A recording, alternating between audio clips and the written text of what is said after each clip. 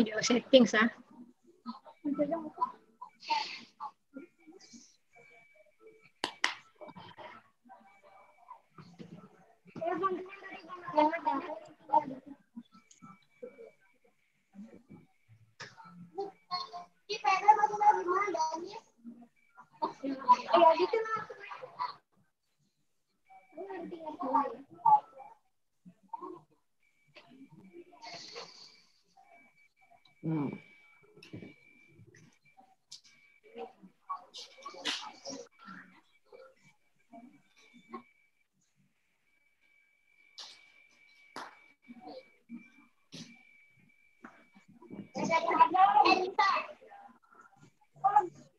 Dimulai aja kali Bu Rini. Ya Bu Rini. Jam 2. Assalamualaikum warahmatullahi wabarakatuh. Waalaikumsalam. Waalaikumsalam warahmatullahi wabarakatuh. Selamat bergabung Bapak Ibu semua dalam webinar yang diadakan oleh Prodi S3 Perbankan Syariah bekerjasama dengan Prodi S2 Perbankan Syariah. Topik yang akan kita angkat hari ini itu adalah manajemen risiko bank syariah dalam kondisi pandemi COVID sekarang ini.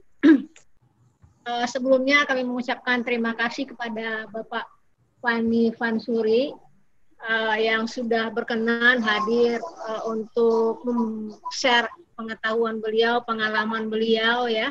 Begitupun dengan Pak Nadra nanti yang juga akan banyak share mengenai riset-riset beliau terkait risiko. Sejatinya untuk kegiatan ini akan dibuka oleh dekan, cuma mungkin dekan berhalangan hadir. Untuk tidak memperpanjang mukadimah, kita mulai acara ini dengan buka basmalah dan selanjutnya sambutan akan disampaikan oleh Kaprodi S3 Perbankan Syariah yaitu Prof. Luis Amelia. Pada Luis, kami persilakan. Baik, suara Bu Rini agak putus-putus. Assalamualaikum warahmatullahi wabarakatuh. Waalaikumsalam warahmatullahi wabarakatuh. Alhamdulillahirabbil alamin. Wassalatu wassalamu ala asyrofil anbiya'i wal mursalin wa ala alihi wa sahbihi ajmain. Amma ba'd. Yang kami hormati para narasumber, di sini ada Pak Fani dari Risk Management, Head of Risk Managementnya Bank Syariah Mandiri, kemudian Bapak Nadratuzzaman Hussein PhD yang merupakan dosen tetap program studi perbankan syariah FEB UIN, dan juga para peserta yang setia mengikuti webinar. Perlu kami sampaikan bahwa acara webinar S3 ini sudah yang termin keempat, jadi ini serial Pak Fani. Sudah yang keempat dan isu kita sesuaikan terus dan semua isunya kita beri belakangnya COVID-19. Jadi apapun isunya, tentang kemarin kami sudah bicara tentang struggle ekonomi, kemudian Islamic Economic Solution, kemudian halal industry in COVID-19, dan kemudian hari ini yang paling penting justru menurut saya karena problem yang sekarang dihadapi oleh akibat atau dampak dari COVID-19 adalah dihadapkan pada risiko terutama di sektor usaha kecil yang merupakan mitra daripada bank. Dan di sini kami hadirkan langsung Pak Fani yang memang in charge di bidang risk management, bagaimana seharusnya para UKM itu nanti mengelola manajemen risikonya dalam konteks dampak COVID-19. Demikian juga Pak Nadrat dari sudut nanti teoritis akademis, bagaimana risk management in Islamic banking and in Islamic microfinance juga penting untuk dibangun dalam kerangka syariah tentu saja. Karena pendekatan-pendekatannya tentu harus berbeda antara konvensional dengan syariah. Dan kami di sini program studi S3 Perbankan Syariah memang terus-menerus untuk mengembangkan isu-isu yang merupakan current issue dan membutuhkan solusi yang konkret dari pendekatan Islamic Economic dan juga Islamic Finance khususnya. Untuk itu sekali lagi kami mengucapkan terima kasih kepada Pak Fani atas kerjasamanya, dan kami juga pernah datang company visit ya Pak Fani. Terima kasih. Ya, kawan-kawan S3 sudah diterima company visit, mungkin tidak seperti S1. Company visit yang kami lakukan ke Bank Syariah Mandiri itu lebih betul-betul dialog terkait konten materi risk management terutama yang memang mungkin beda kalau akademisi yang menyampaikan dengan praktisi yang menyampaikan, karena betul-betul ada fakta-fakta dari lapangan yang perlu teman-teman dapatkan. Dan alhamdulillah pada hari ini Pak Fani bisa sharing kepada kita semua, dan juga Pak Nadrat yang memang dosen pengajar Islamic Risk Management dan juga Good Governance bersama tim teaching dengan kami. Dan juga kepada seluruh peserta, terima kasih atas kerjasamanya dan setia selama ini mengikuti webinar S3. Demikian, dan kami serahkan kembali kepada Bu Rini, dan mari kita buka dengan baca basmalah. Bismillahirrahmanirrahim. Kami serahkan semuanya kepada moderator Bu Rini, mungkin untuk narasumber bisa menyampaikan masing-masing berapa menit, nanti kita lebih banyak nanti berdialog. Mungkin seperti itu. Assalamualaikum warahmatullahi wabarakatuh. Waalaikumsalam warahmatullahi wabarakatuh. Selanjutnya kami persilahkan pada Pak Fani untuk memaparkan materinya. Materi beliau itu memuat beberapa hal, yaitu mengenai perkembangan perbankan syariah, termasuk bagaimana menerima risiko bank syariah serta strategi menerima risiko di masa pandemi ini. Pak Fani adalah group head dari risk manajemennya Bank Syariah Mandiri. Nanti sesudah Pak Fani mungkin langsung Pak Nadra ya. Waktu dan tempat kami persilakan pada Pak Fani. Baik, terima kasih Bu Rini. Assalamualaikum warahmatullahi wabarakatuh. Waalaikumsalam warahmatullahi wabarakatuh. Yang kami hormati Bu Ois, Pak Nadrat, Bu Rini, dan seluruh peserta. Alhamdulillah kita bisa bersilaturahim pada siang hari ini untuk berdiskusi ya, Bu Ois ya. Kita judulnya adalah diskusi. Baik, mungkin saya mulai saja. Mohon sebentar.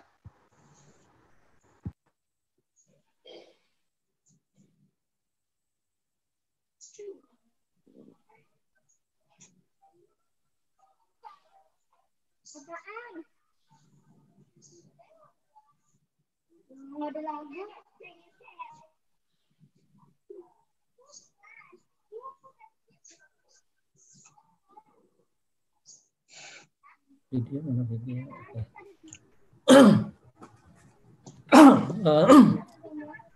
Baik. Jadi mungkin Bu Ois, Bapak Ibu semua, apakah suara saya bisa didengar, Bu? Ya, terdengar jelas. Dengar, alhamdulillah. Jadi mungkin alhamdulillah. Videonya kenapa ditutup? Videonya, sebentar nih Bu, saya agak-agak gaptek nih ya. Ya.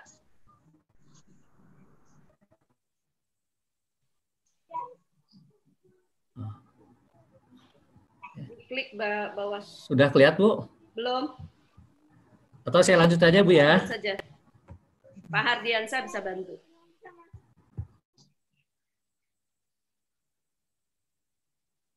Suaranya nggak kedengeran Pak?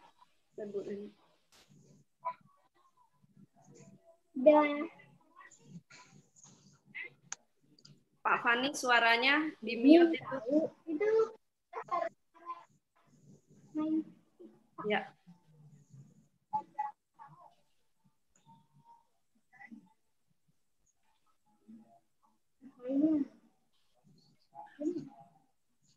Mohon maaf, gimana Bu? Apa ya, sudah bisa dilihat? Sudah Pak, langsung.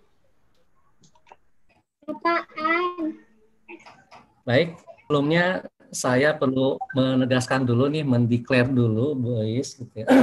Karena temanya di sini adalah manajemen risiko bank syariah dikaitkan dengan COVID-19 outbreak. Jadi saya declare dulu bahwa saya bukan ahli COVID gitu ya. Ini untuk menjaga ekspektasi para peserta. Jadi saya bukan ahli COVID, bukan ahli pandemi, bukan juga ekonom gitu ya. Bukan juga ahli syariah. Lalu siapa saya gitu ya? Kok berani-beraninya melakukan share, melaksanakan share dengan kawan-kawan semua. Ya, saya adalah hanya seorang karyawan bank swasta, kebetulan di Bank Syariah, yang diculik oleh Ibu Ois gitu ya. Diculik oleh Ibu Eis untuk sharing mengenai manajemen risiko di Bank Syariah. Nah, risk management sebetulnya pelaksanaan diskusi di jam seperti ini itu kategorinya masuk risiko tinggi, Bu Eis, gitu ya. Risiko tinggi, terlebih di bulan puasa. Tapi mudah-mudahan gitu kan, kalau di situ ada cobaan, di situ juga biasanya ada berkah. Mudah-mudahan sharing kita ini memberi keberkahan kepada kita semua. Amin. Baik, jadi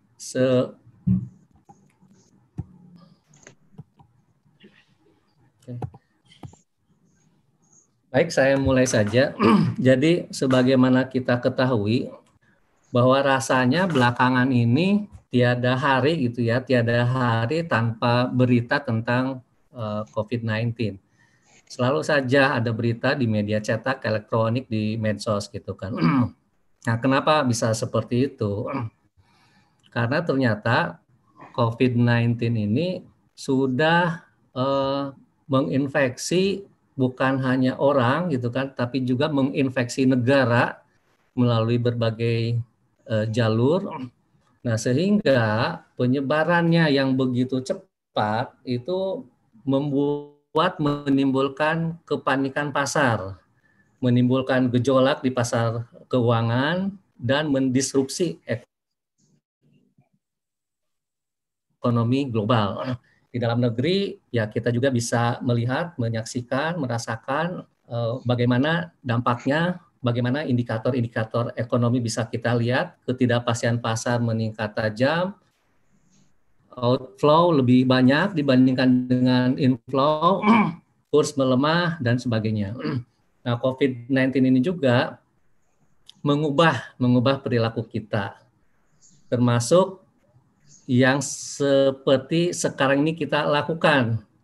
Ya, dulu tidak pernah ada mungkin ya, tidak pernah ada atau jarang lah gitu kan. Nah, ini menjadi perilaku baru forum seperti ini. Mungkin ke depan ini menjadi sesuatu hal yang biasa. Nah, sekarang bagaimana sih gitu kan, kenapa itu bisa menimbulkan refresh perbandingan krisis-krisis yang pernah kita alami, ya paling tidak dalam 20-30 tahun terakhir gitu kan. Kita mungkin masih ingat tahun 98 yang sampai sekarang akan diingat sebagai krisis yang salah satu krisis terbesar yang pernah kita alami gitu. Nah, krisis 98 itu cakupannya luasan itu semi global karena hanya terbatas di Asia, yang dimulai dari krisis currency ya, currency berkembang menjadi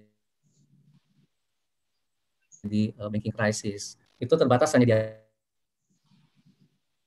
Asia saja. 8 ada krisis global, pusatnya di Amerika dan Eropa, penyebaran terbatas ke Asia gitu kan. Nah, berbeda dengan corona ini gitu ya, COVID ini. Ini sudah mengglobal, mendunia, bisa dikatakan seluruh dunia sudah terinfeksi. Di sini pun bukan semata-mata bicara mengenai masalah ekonomi, masalah keuangan gitu kan. Tapi justru diawali dari masalah kemanusiaan, masalah kesehatan. Nah, sehingga di sini bisa digambarkan ini krisis sekarang ini antara public healthy dengan economic pressure seperti itu.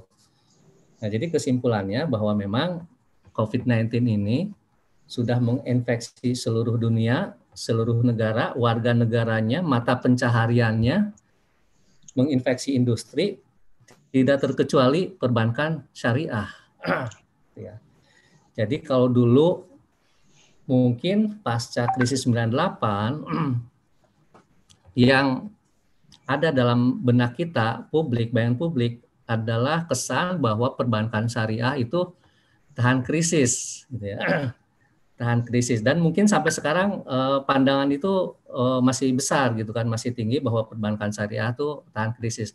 Nah, ini kita sekarang sedang menghadapi krisis. Apakah benar perbankan syariah tahan krisis? Maka kita lihat setelah yang satu ini. Oke. Nah, jadi untuk gambarannya, mungkin saya tunjukkan dulu bagaimana perkembangan perbankan syariah ini, khususnya dari indikator-indikator keuangan. Ini memang kalau kita lihat posisinya baru sampai dengan akhir Januari 2020. Nah, kalau kita lihat, mudah-mudahan ini terbaca bahwa perbankan syariah masih berkembang cukup baik, ya, tumbuh positif. Kalau kita lihat dalam 5 tahun terakhir, itu CAGR-nya dari sisi aset itu kurang lebih 15%. Ini kita lihat masih tumbuh baik dari sisi aset, dana pihak ketiga maupun dari sisi pembiayaan. Memang kalau kita lihat trennya seperti menurun, ya, menurun. Namun dari tingkat pertumbuhan ini perbankan syariah masih lebih tinggi dari tingkat pertumbuhan industri, ya. Industri perbankan secara keseluruhan termasuk di dalamnya adalah perbankan konvensional. Jadi hingga Januari 2020 aset perbankan syariah sudah mencapai 529 triliun. Ini memang masih kalah jauh jika dibandingkan dengan perbankan konvensional yang sudah mencapai 8.000 triliun. Jadi masih 1/15-nya. Nah, kalau kita berandai-andai misalnya perbankan syariah tumbuh 20%, itu kira-kira akan tumbuh 100 triliun. Tapi kalau perbankan konvensional tumbuh hanya setengahnya saja, itu sudah tumbuh 800 triliun gitu kan. Nah, disinilah mungkin yang mengakibatkan market share perbankan syariah itu sepertinya agak lambat gitu ya. Kalau kita lihat sampai dengan awal tahun ini 2020 itu baru mencapai 6%-an market share perbankan. Kalau sekali minimal itu harus 5%, itu sampai batas waktu target itu tidak pernah tercapai angka 5% oleh perbankan syariah gitu kan. Kita mulai mencapai 5% setelah adanya pelaku baru gitu ya, ada konversi beberapa bank konvensional. Nah, sekarang masih di 6% dari dana pihak ketiga, juga trennya naik terus, pembiayaan juga sama seperti itu. Nah, ini memang menjadi pertanyaan banyak pihak gitu ya. Ada sebuah ironi, kita dengan negara kita Indonesia dengan segala potensi yang dimilikinya, ternyata itu tidak tercermin kalau kita melihat market share di perbankan syariah. Tentu ini banyak faktor atau ada beberapa faktor kenapa pencapaiannya masih rendah, apalagi misalnya dibandingkan dengan negara tetangga kita. Nah, ini tantangan dan PR bersama kita, saya rasa gitu kan, bukan hanya di pelaku, tapi dari seluruh stakeholder. Nah, kalau kita lihat dari ketika bicara krisis, maka kita akan melihat seberapa besar, seberapa tinggi ketahanan industri. Nah, di perbankan, ketahanan itu dicerminkan dari kecukupan di sini, perbankan syariah yang warna hijau ini, itu masih memiliki CAR 20%-an, dan ini sebetulnya kalau kita bicara regulasi, ini jauh di atas regulasi yang berkisar antara 12,5% sampai 14-15%. Artinya perbankan syariah memiliki paling tidak sampai saat ini memiliki buffer yang cukup dari sisi ketahanan. Kemudian yang kita lihat lagi dari sisi ketahanan ada di likuiditas. Ini indikatornya adalah FDR. Jadi di sini ada dua sisi. Satu, kalau kita lihat dengan FDR di 85%-an, Artinya bank syariah, fungsi intermediasi bank syariah sudah berjalan cukup baik dengan tetap likuiditas yang terjaga, gitu ya. Karena kalau kita bicara FDR ini ada dua sisi nih. Ketika rendah, dari sisi likuiditas bagus, tapi dari sisi intermediasi itu enggak bagus, gitu kan. Artinya tidak berhasil. Nah, ini diikuti peningkatan dari sisi profitabilitas. Jadi alhamdulillah sudah berada bisa mencapai di angka psikologis ROA 2%. Mudah-mudahan tidak akan turun lagi dengan kondisi seperti sekarang ini. Ini gambaran umum indikator-indikator keuangan perbankan syariah. Nah, kalau lihat di sini, karena posisinya baru sampai Januari 2020, memang signifikansi dampak dari COVID-19 belum terlihat gitu ya, belum terlihat. Cuma memang semua pihak di sini pun udah kelihatan tanda-tandanya gitu kan, ada kecenderungan pemburukan, ya, penurunan kinerja. Apalagi kalau kita tidak disertai dengan aksi-aksi yang signifikan untuk menanggulangi dampak COVID-19 ini. Nah, ini masih tentang gambaran gitu ya.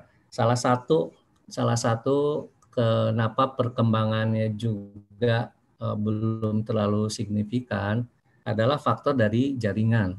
Jadi kalau kita lihat di sini sampai akhir 2019 atau awal 2020 itu jaringan kita masih 1/12-nya dari jaringan perbankan konvensional. Nah, ini juga salah satu faktor mungkin barangkali kenapa belum bisa menjangkau seluruh lapisan, seluruh wilayah.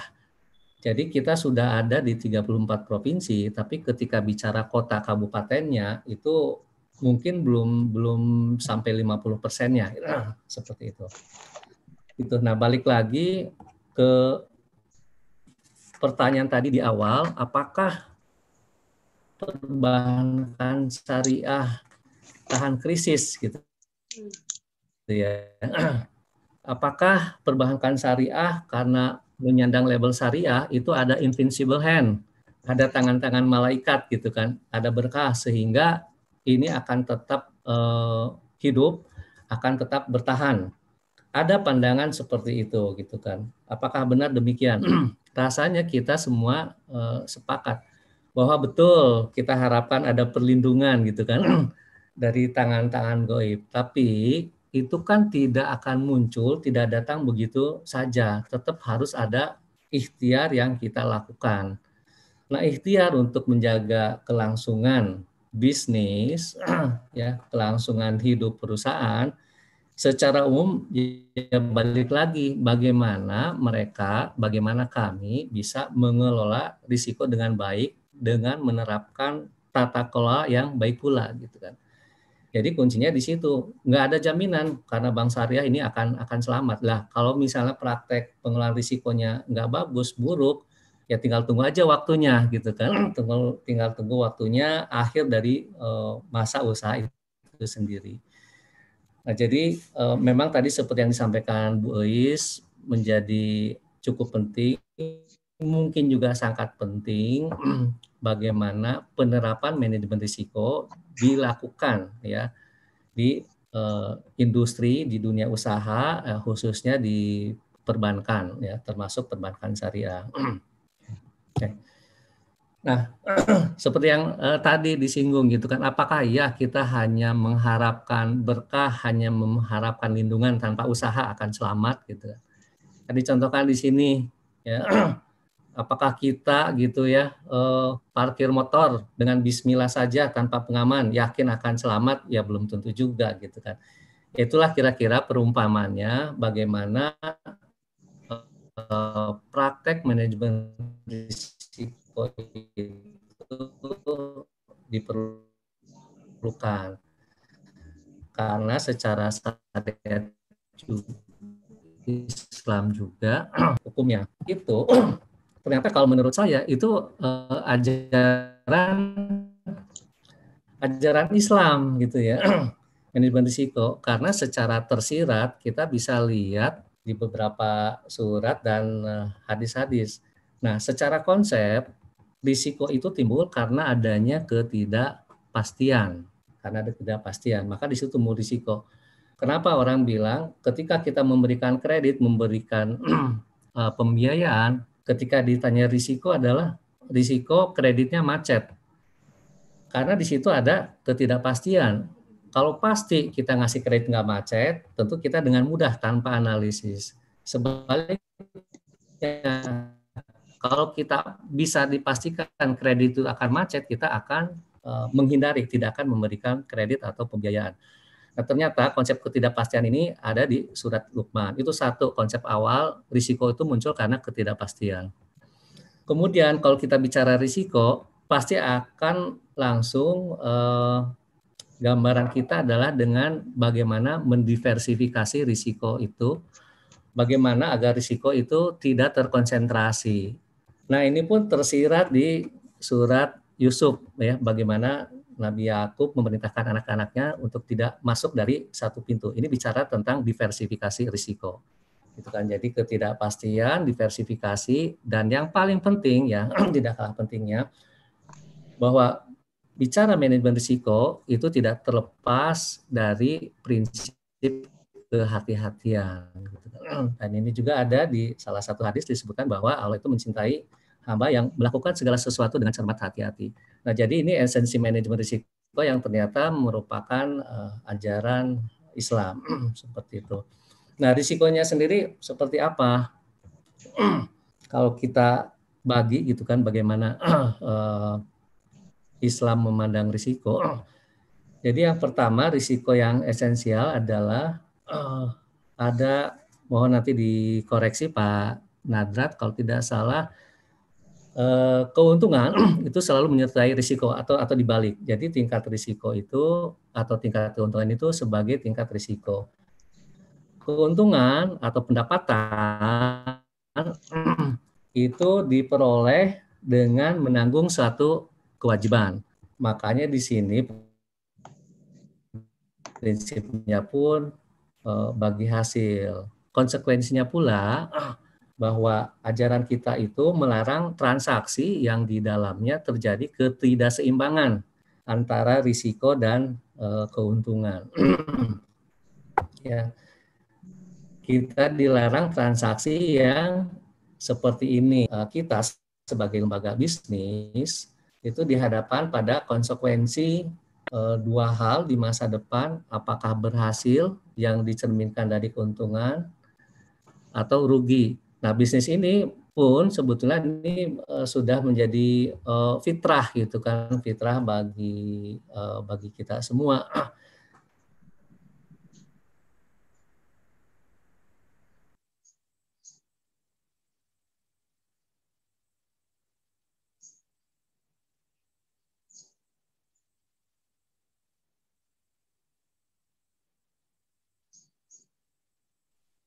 Pak Fani ada gangguan ya?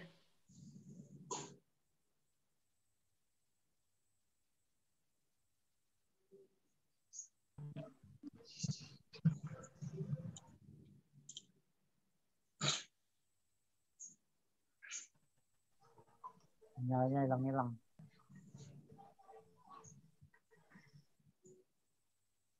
Pak Fani ada gangguan sepertinya? Pak Fani, suaranya kenapa di-mute? Bu Rini? Wah, ini ke mute sendiri, Bu. Oh iya. Iya, ini rupanya ada COVID nih masuk ke sini nih. Oh, mohon maaf. Ya. Masih terdengar, Bu? Ya. Ya.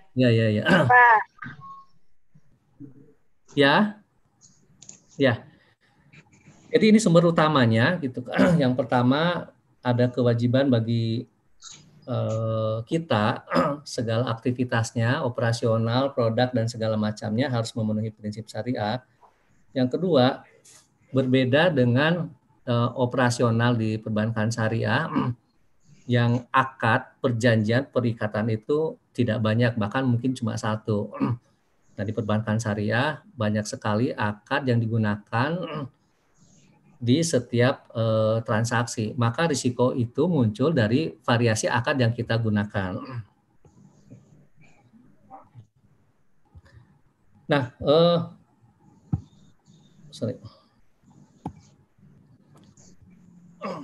pengaturan manajemen risiko di perbankan syariah di sini secara umum, kalau secara umum yang berlaku di perbankan itu ada Basel. Untuk perbankan syariah ada IFSB. Kita pakai yang mana? Ya kita pakai dua-duanya. Jadi kita menggunakan POJK dan PBI kalau dulu, di mana POJK dan PBI ini mengakomodir semua pengaturan regulasi yang dikeluarkan baik oleh Basel maupun IFSB. Oke. Jadi secara umum bicara risk management masih bicara konsep 3 pilar, kecukupan modal, supervisory review dari pengawas, dan transparansi. Nah, sejak Basel III, nah Basel III ini lahir setelah krisis 2008. Karena 2008 itu krisis likuiditas, maka ditambahlah pengaturan mengenai likuiditas. Nah, ini adalah risiko yang kita kenal di perbankan. Jadi kalau kita lihat di sini,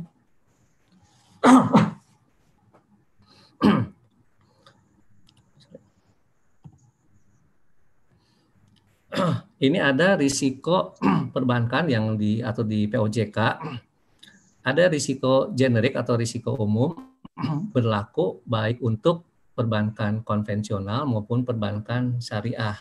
Ada 8, ditambah 2 risiko yang unik untuk perbankan syariah, yaitu risiko investasi dan risiko imbal hasil. Dari sini saja sudah terlihat bahwa bisa disimpulkan risiko di bank syariah lebih tinggi ya dibandingkan dengan bank konvensional. Jadi ini adalah risiko generik. Tadi disebutkan di depan bahwa ada risiko unik itu ada 2. Sebetulnya mungkin tidak 2, tapi 2,5 gitu ya, 2,5. Karena ketika bicara kepatuhan di perbankan syariah, ini termasuk kepatuhan terhadap ketentuan atau prinsip-prinsip syariah. Nah, ini yang tidak ada di konvensional. Kemudian juga mungkin ada dampak lain gitu kan di perbankan syariah yang berbeda dengan di konvensional adalah di risiko reputasi. Risiko reputasi lebih berat untuk perbankan syariah. Kenapa? Salah satunya tadi contoh di depan ketika setelah krisis 98, bank syariah dipersepsikan sebagai bank yang tahan krisis. Kemudian sehingga bebannya menjadi lebih berat, kita harus bisa membuktikan bahwa bank syariah memang tahan krisis. Kemudian ketika ada sesuatu yang tidak baik ya yang terjadi di bank syariah, itu dampaknya pun lebih besar dibandingkan dengan kejadian serupa kalau dialami di bank konvensional. Jadi sekali lagi ini menegaskan bahwa risiko di bank syariah lebih tinggi dibandingkan dengan bank konvensional. Mungkin saya percepat saja, ini sebagai salah satu contoh perbedaan ketika misalnya di bank konvensional ngasih kredit, ya perjanjiannya satu, mau kredit apapun sama jenisnya, sehingga tingkat risikonya pun sama. Berbeda dengan di bank syariah. Akan menjadi berbeda risikonya ketika kita menggunakan akad murabahah atau menggunakan akad musyarakah. Kemudian salah satu produk di bank syariah itu adalah gadai emas, gitu kan, gadai emas. Di sini pun tidak semata-mata bicara risiko kredit, gitu, tapi ada risiko pasar di dalamnya karena pembiayaan ini berbasis emas yang menjadi bisa menjadi agunan, sehingga ini akan terekspos oleh fluktuasi dari harga emas. Kemudian di risiko likuiditas.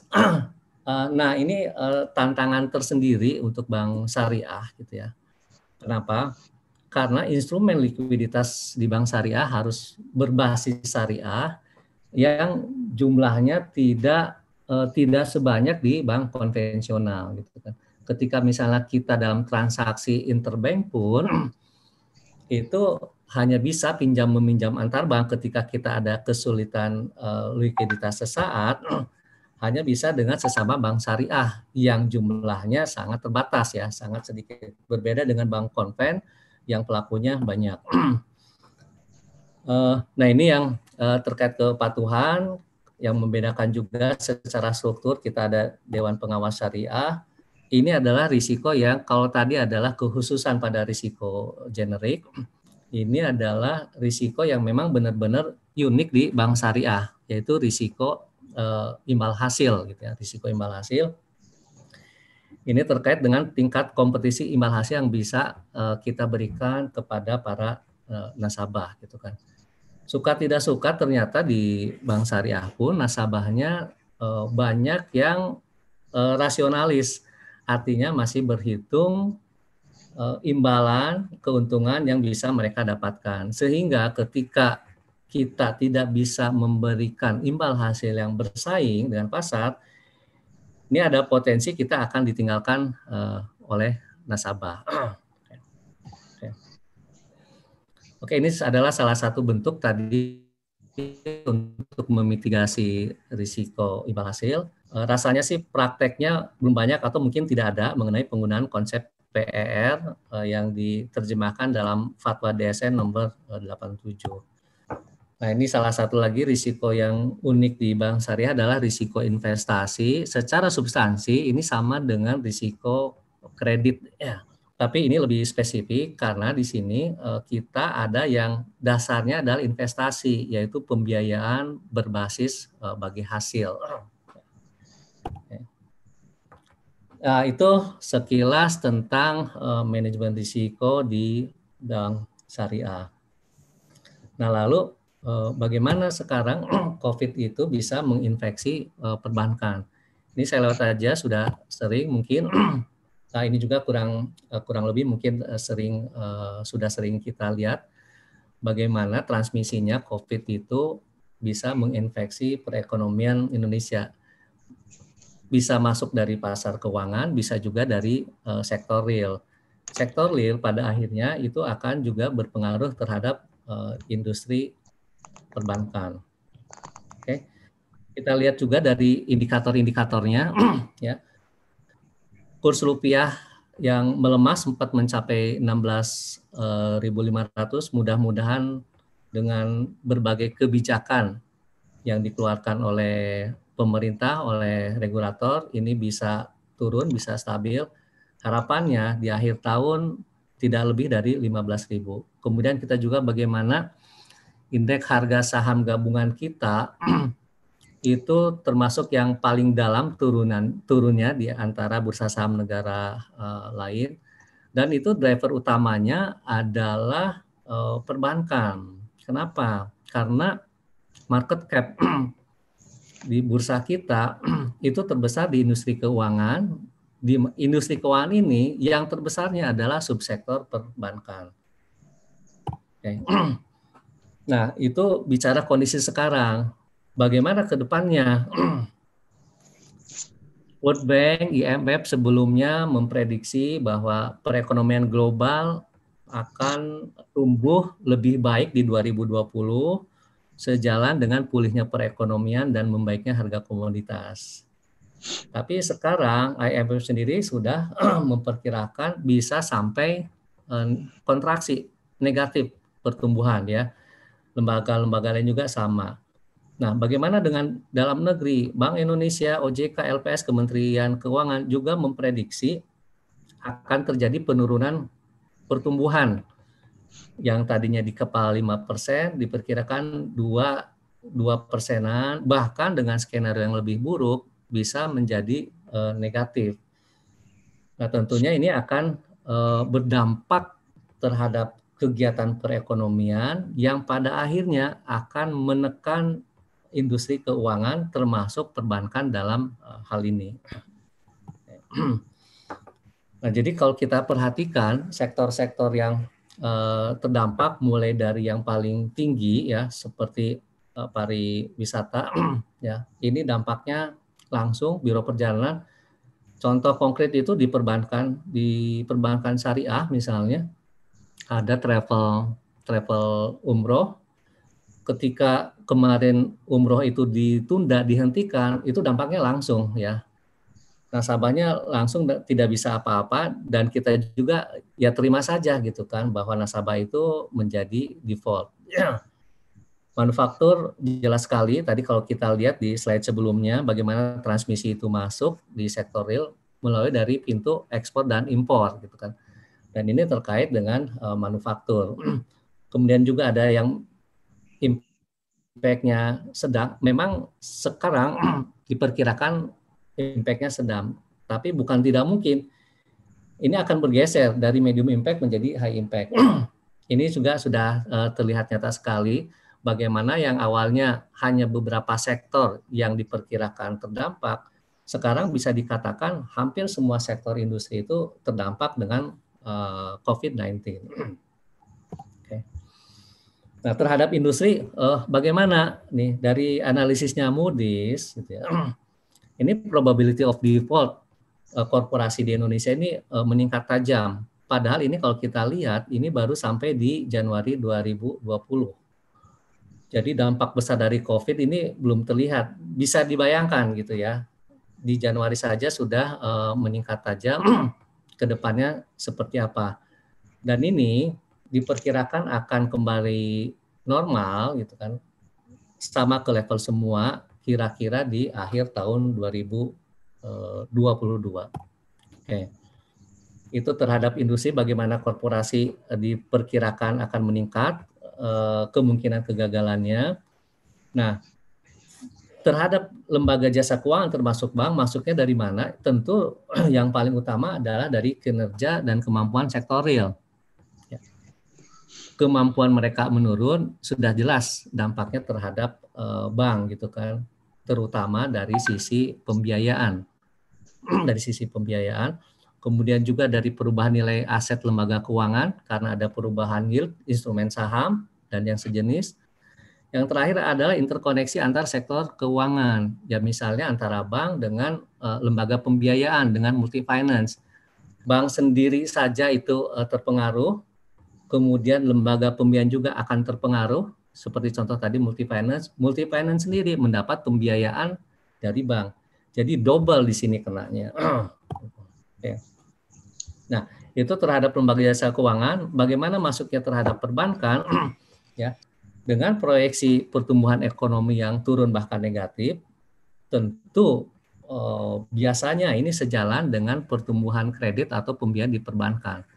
Ini pun diperkirakan akan melambat. Dampaknya apa? Pendapatan bank akan turun. Nah, di sini bicara pendapatan turun itu bukan hanya karena melambatnya pertumbuhan pembiayaan, tapi juga dampak dari kinerja nasabah-nasabah gitu ya. Nasabah-nasabah khususnya nasabah pembiayaan. Kita ya sekarang yang lagi gencar program bahkan menjadi program nasional itu adalah restrukturisasi pembiayaan. Nah, di situ jelas sekali akan ada penurunan pengembalian kewajiban kepada bank, sehingga ini akan berdampak pada pendapatan turun. Dari sisi FDR kemungkinan membaik karena pertumbuhan pembiayaan yang melambat. Tapi bisa juga FDR ini menjadi mengetat karena justru dana di perbankan itu ditarik karena orang termasuk korporasi cari instrumen yang dirasa lebih aman gitu kan. Jadi ada fenomena mendorong istilah cash is the king. Jadi semua pegang saja cashnya atau diinvestasikan ke instrumen lain seperti emas. Jadi bisa juga gitu kan, bisa juga FDR ini meningkat karena pengetatan likuiditas. Seperti itu. Kita juga pasti akan lihat dengan pendapatan turun, NIM-nya akan turun, ya ditambah dengan kemungkinan kenaikan pembiayaan bermasalah yang tentunya ini akan menambah beban bagi perbankan sehingga akhirnya CAR juga akan ikut turun. Nah, BI sendiri memperkirakan kredit itu akan tumbuh di 6-8% turun dari perkiraan sebelumnya yang di sekitar 10-12%. Jadi untuk mengantisipasinya, kita sama-sama sudah tahu berbagai kebijakan stimulus dari pemerintah, dari Bank Indonesia, dari Kementerian Keuangan, semua dikeluarkan untuk menanggulangi dampak COVID ini. Nah, khusus di perbankan misalnya, dari BI menurunkan suku bunga acuan, maksudnya adalah untuk meningkatkan aktivitas perekonomian dengan suku bunga yang rendah. Tadi dengan pelemahan nilai tukar, BI juga melakukan stabilitas dengan intervensi ke pasar. Likuiditas dilonggarkan dengan berbagai kebijakan yang seperti terlihat di slide ini. Oke. Nah, itu berbagai gambaran umum dampak yang sama-sama sudah kita ketahui dan kebijakan atau stimulus dari pemerintah dan regulator. Nah, sekarang bagaimana di perbankan menyikapinya seperti itu. Di awal tadi disampaikan bahwa krisis yang disebabkan oleh COVID-19 ini berbeda dengan 2008 dan 98 yang murni adalah krisis keuangan. Saat ini adalah krisisnya adalah tadi krisis awalnya krisis kemanusiaan, kesehatan melebar menjadi krisis sosial, ekonomi dan keuangan. Jadi risiko terbesar yang dihadapi bank dalam masa pandemi ini adalah risiko operasional. Risiko operasional, dari risiko operasional meningkat ke risiko kredit, risiko investasi, imbal hasil. Dampak dari sini tadi kredit karena pengembaliannya, cash inflow-nya berkurang akibat restrukturisasi atau memang tidak ada pembayaran sama sekali dari para nasabah, berdampak pada likuiditas. Seperti itu. Oke, sehingga yang pertama yang harus dimitigasi adalah dari sisi operasional. Ada dua hal di sini. Yang pertama, bagaimana penanganan ya terhadap keselamatan manusianya, terhadap sumber daya manusianya yang menjalankan perusahaan, yang menjalankan bisnis. Kemudian yang kedua, bagaimana mitigasi terhadap bisnisnya itu sendiri. Jadi kita lakukan dua hal, ya, emergency response plan berupa tindakan pencegahan agar para pegawainya tetap sehat, tidak terinfeksi. Yang kedua adalah tindakan penanganan apabila sudah kejadian, sudah terinfeksi. Yang berikutnya dari kelangsungan bisnis itu sendiri melalui BCP. Jadi ini secara besaran saja untuk pencegahan kita lakukan bagaimana sosialisasi mengenai pencegahan mulai dari harus mencuci tangan dan sebagainya, jaga jarak gitu kan, pengamanan terhadap orang, penanganan terhadap gedung gitu kan, sampai yang terakhir yang kita lakukan juga sekarang adalah penerapan WFH gitu kan. Itu dalam rangka pencegahan. Nah, dari sisi penanganan, nah kita juga sediakan ruang-ruang khusus, lakukan kerjasama dengan rumah sakit, termasuk juga penutupan, gitu kan, penutupan atau pemberhentian operasional satu outlet apabila terindikasi atau terbukti ada pegawai atau di sekitar lokasi kegiatan kita yang positif terinfeksi. Seperti itu. Nah, kita juga lakukan split operation. Ya. Selain pencegahan dan penanganan, ada juga satu lagi prosedur eskalasi. Eskalasi ini yang menentukan statusnya apakah masih hijau, kuning, merah. Hijau, kuning, merah itu pun menentukan apakah kita perlu alternate site, apakah kita perlu split operation. Ini pun kita bagi dua ketika harus melakukan split operation untuk unit kerja kritikal yang memang tidak bisa ditinggalkan, gitu kan, atau unit kerja yang non kritikal bisa dilakukan secara remote atau secara jarak jauh. Nah, dari operasional kemudian ini salah satu dampak yang lumayan besar yang bisa kelihatan langsung dari indikator keuangan, yaitu dari risiko kredit, gitu ya, risiko kredit. Maka yang pertama muncul kebijakan dari OJK, bukan dari BI, adalah mengenai relaksasi penanganan pembiayaan melalui peraturan tentang restrukturisasi. Nah, sebelum restrukturisasi itu, kita sendiri sudah melakukan assessment terlebih dahulu, ya, lakukan assessment yang lebih dikenal dengan stress test. Jadi dimulai dari penetapan indikator yang kira-kira akan berpengaruh terhadap kinerja nasabah yang akan berdampak kepada bank. Jadi di sini kita gunakan variabel makroekonomi. Contohnya apa? PDB. Ini sangat jelas sekali merupakan faktor yang berkorelasi dengan kinerja nasabah juga kinerjanya bank. Sehingga itu kita jadikan sebagai salah satu parameter. Ada juga parameter inflasi, nilai tukar, harga komoditas, harga minyak dan sebagainya.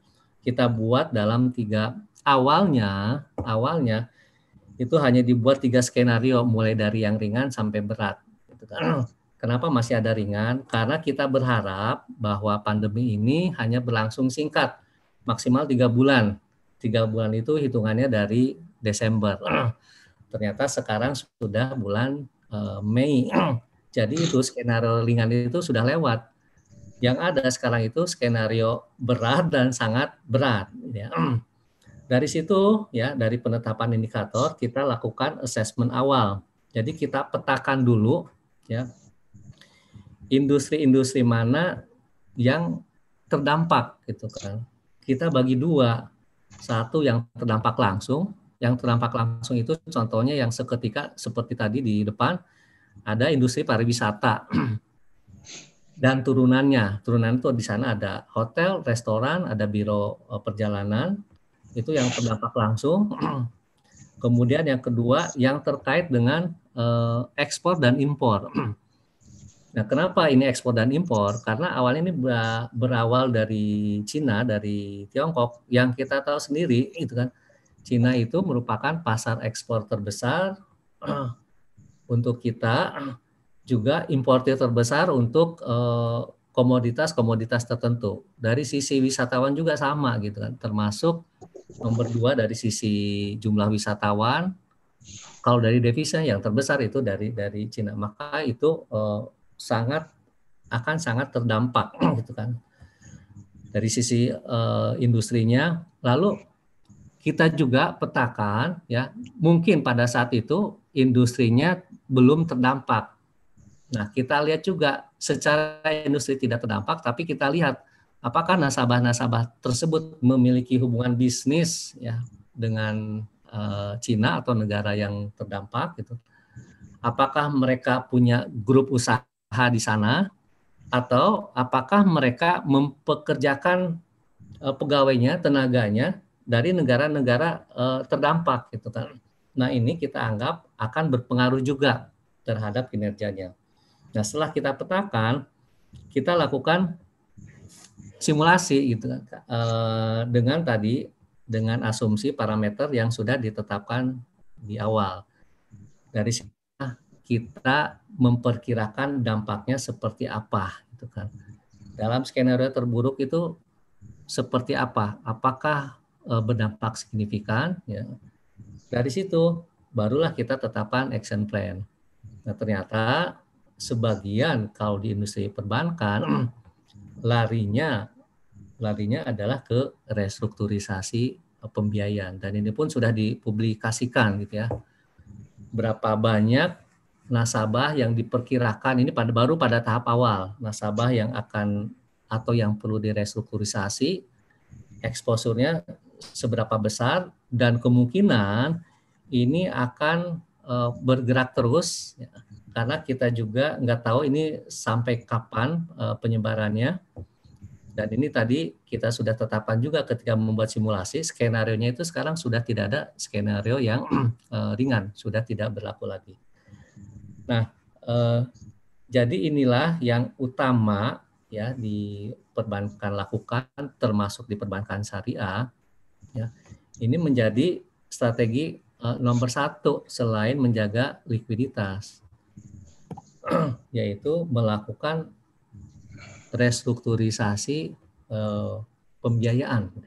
Restrukturisasi pembiayaan, ya maksudnya untuk awalnya adalah bukan semata-mata agar kinerja bagus, tapi pertama untuk membantu kinerja nasabah dulu. Dengan membaiknya kinerja nasabah, tentunya bank juga akan terbantu seperti itu. Dari sisi ini yang sudah ada di perut, restrukturisasi gitu kan, kita akan slow down. Kalaupun tumbuh, itu tumbuh benar-benar selektif pada sektor-sektor yang kita anggap tidak terdampak ya. Sekarang agak susah mencari sektor yang tidak terdampak gitu ya. Kecuali mungkin beberapa yang tadi ada di slide awal yang impact-nya itu rendah. Ya seperti bisnis online, yang alat-alat kesehatan itu masih memungkinkan gitu kan. Sektor konsumtif, konsumer yang tadinya menjadi tulang punggung, ya kita tahu PDB Indonesia pun dikontribusi dari sektor konsumsi rumah tangga. Oh ternyata banyak yang terdampak juga. Nah UMKM, yang menarik UMKM.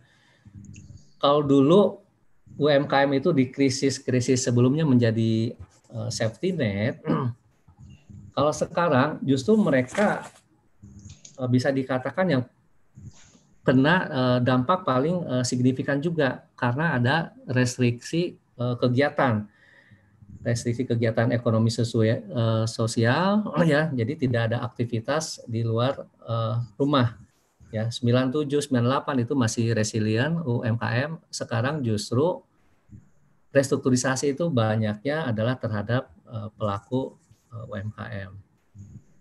Nah, tentunya dengan kondisi yang sudah banyak berubah, ya, kita pun harus melakukan penyesuaian proses bisnis.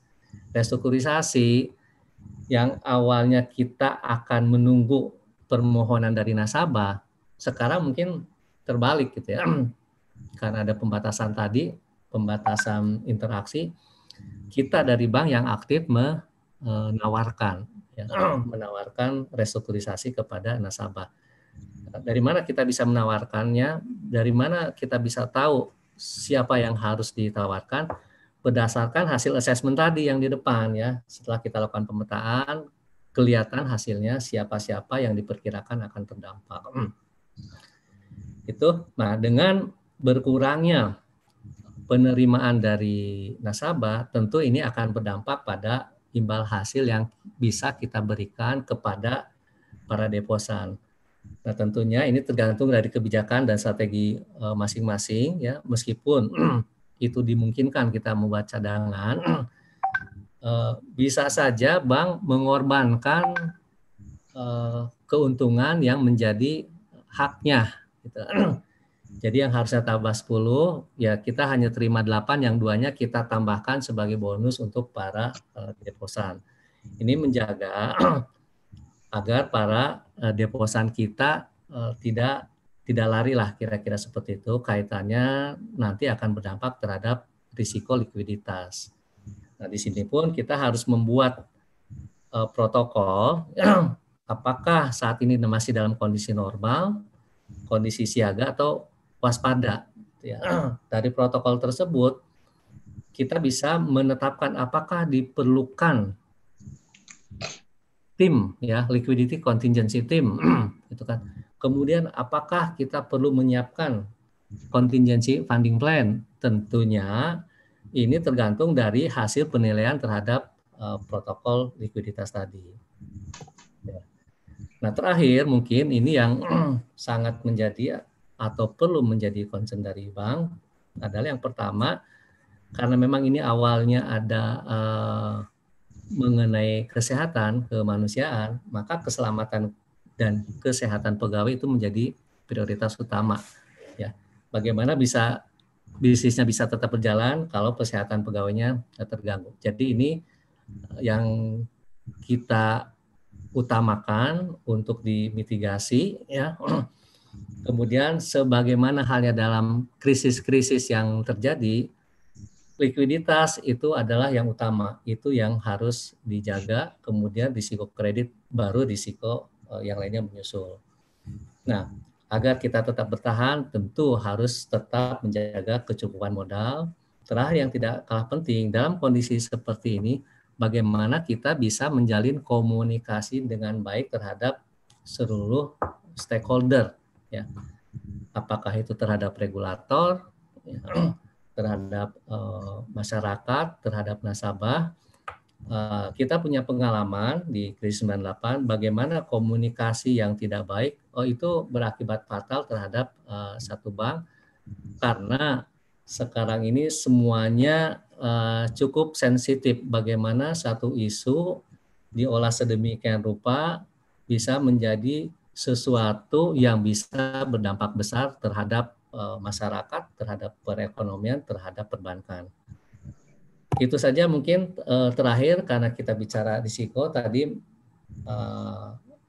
ini kalau tidak salah di surat Al-Baqarah, ya, bahwa di awal tadi sampaikan kita wajib mengelola risiko, ya.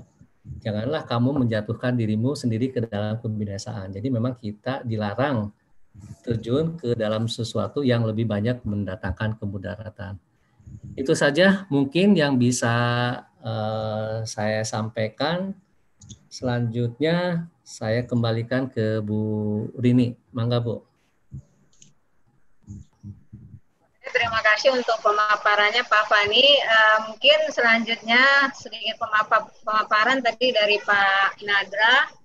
Pada Pak Nadra kami persilakan, nanti setelahnya baru kita lanjut dengan sesi tanya jawab, ya.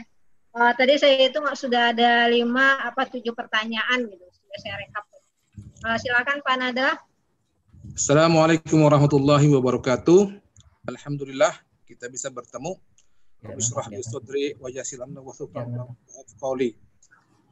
Kepada Bapak Ibu yang saya muliakan dan kepada Kaprodi Bu Uis, saya selalu menolak kalau diminta untuk bicara yang berkaitan dengan COVID-19 ini. Karena di rumah kalau orang nelpon tanya saya selalu bicara prediksi ke depan, dan istri saya selalu marah karena dia takut prediksi itu jadi benar. Karena prediksi saya objektif gitu ya. Jadi istri saya nggak suka dengar kalau saya bicara prediksi gitu ya. Jadi itu makanya saya agak enggan ikut-ikut bicara COVID ini gitu ya.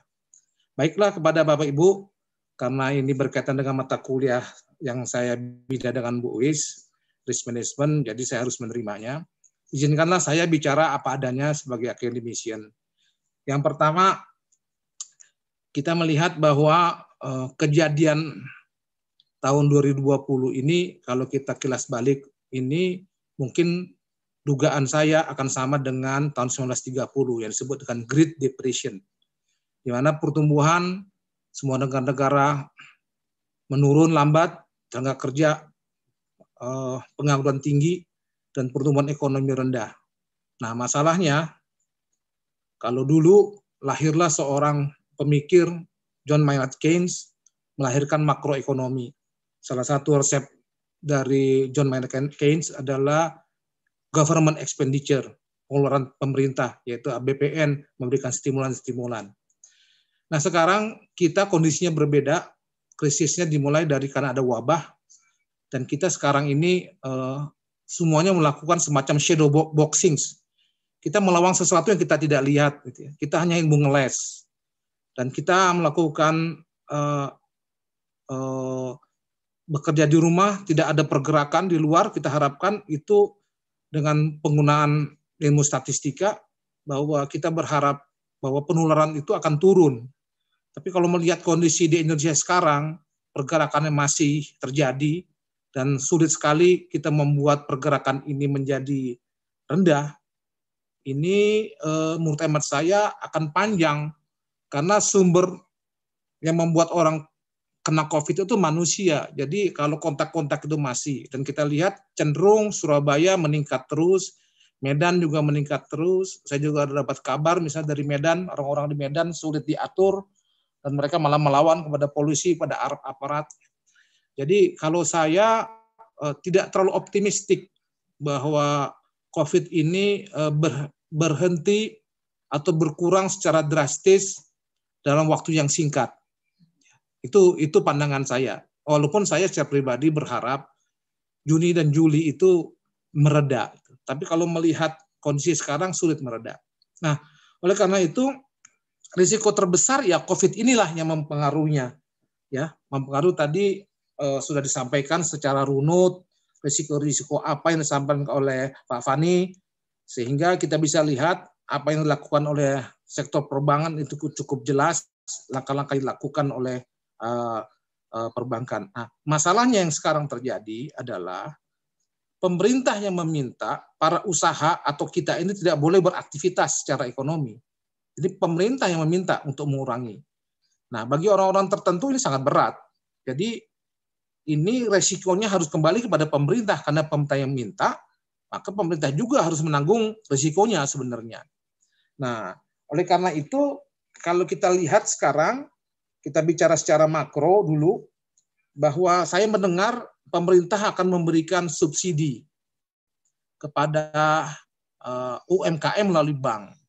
Kalau untuk di konvensional, subsidi yang biasa dilakukan biasanya adalah pengurangan atau menurunkan tingkat suku bunga atau nilai bunganya yang diturunkan karena dibayar oleh pemerintah. Saya belum mendengar apa usulan dari pihak bank-bank syariah, apa yang diminta subsidinya agar tadi stimulan bisa berjalan. Ini salah satu pertanyaan kepada Pak Fani, kira-kira apa? Dan kalau kita lihat tadi dari uraian Pak Fani, untuk menjaga dana pihak ketiga masih ada, perbankan akan menggunakan profit equalization reserve atau income smoothing. Ini semuanya akan menurunkan profit dari perbankan. Dan juga kalau kita lihat sekarang relaksasi yang diminta oleh bank-bank ya atau multi finance itu juga adalah diperpanjangnya kalau dia akad murabaha yang tadinya 5 tahun jadi 8 tahun atau 10 tahun. Karena tidak boleh ada tambahan, kalau tambahan riba kan. Ini akan menurunkan profit juga dari perbankan syariah. Nah, oleh karena itu memang ini jadi TikTok. Ya. UMKM berat, ya bank juga berat. Jadi sama-sama berat. Oleh karena itu beberapa teman mengatakan, ya di akhir tahun ini pilihan yang paling bagus bank-bank plat merah seperti BSM ini, walaupun tadi dibilang bank swasta tapi milik plat merah, milik BUMN, harus berpikir-pikir untuk merger, untuk bergabung.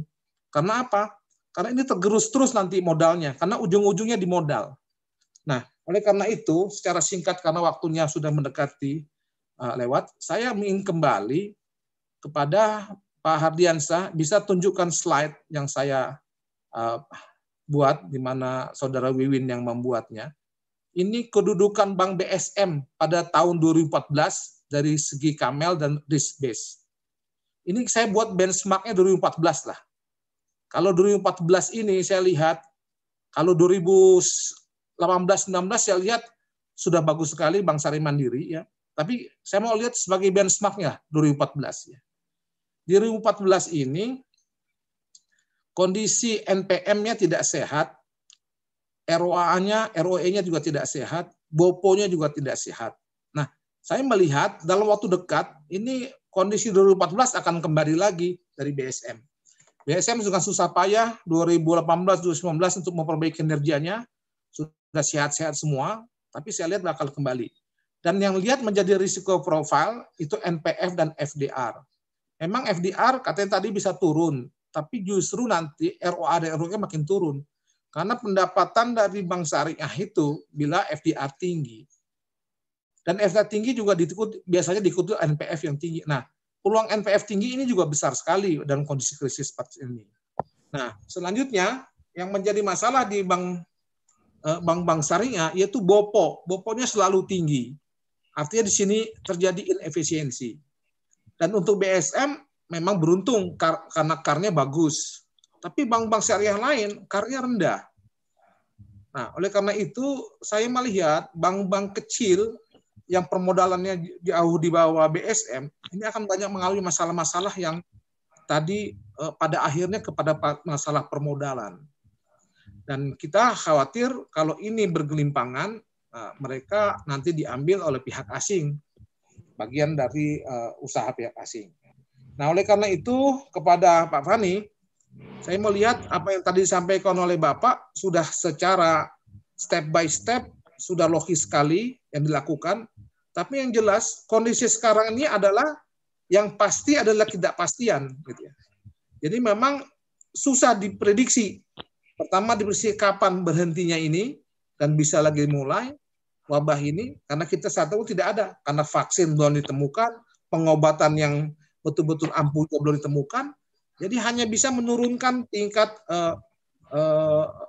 pandemi ini di beberapa negara dan juga di Indonesia. Oleh karena itu, saya melihat bahwa persoalan likuiditas akan muncul dalam waktu dekat. Sementara pasar uang tadi, BI khususnya, di BI itu kan pasar uangnya terbatas sekali, tidak seperti di konvensional. Ada yang 9 bulan, ada 12 bulan, ada yang 1 hari, tapi yang 1 minggu, 3 minggu, dan 3 bulan nggak ada itu pasar uangnya gitu. Nah, oleh karena itu saya melihat bahwa bank syariah tidak lagi bisa dikatakan bank yang tahan terhadap krisis. Justru saya khawatir bank syariah karena modalnya kecil, maka bank syariah yang duluan kolaps atau kita bilang bankrupt, walaupun kita tidak inginkan kata-kata itu. Nah, kembali kepada kegiatan nasional kita, adanya Kenex ini, adanya Wapres yang ingin memajukan ekonomi syariah, ini menjadi sirna semuanya nih, terhambat semua nih akibat adanya wabah ini. Senior-senior kita jadi berubah semua gitu ya. Nah, ini hal seperti ini tidak mudah menurut hemat saya, karena kita melihat UMKM yang ada itu sekarang dihentikan oleh pemerintah gitu ya. Nah, kalau mau berikan subsidi, bagaimana cara subsidinya? Ada anjuran dari mantan Menteri Perdagangan agar pemerintah mencetak uang. Kalau mencetak uang, inflasi akan cepat meningkat. Dan inilah yang mungkin bagaimana pemerintah memainkan stimulan ekonomi melalui APBN, di mana sekarang semua APBN diarahkan untuk menghadapi pandemi ini. Nah, ini hal-hal yang menurut hemat saya tidak mudah.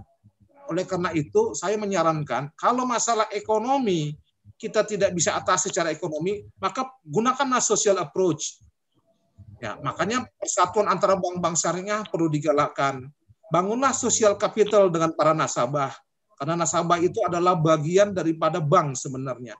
Karena dia menaruh uangnya di bank itu, dia adalah bagian dari bank. Nah, ini yang selama ini bank syariah tidak melihat nasabah itu sebagai bagian dari social capital.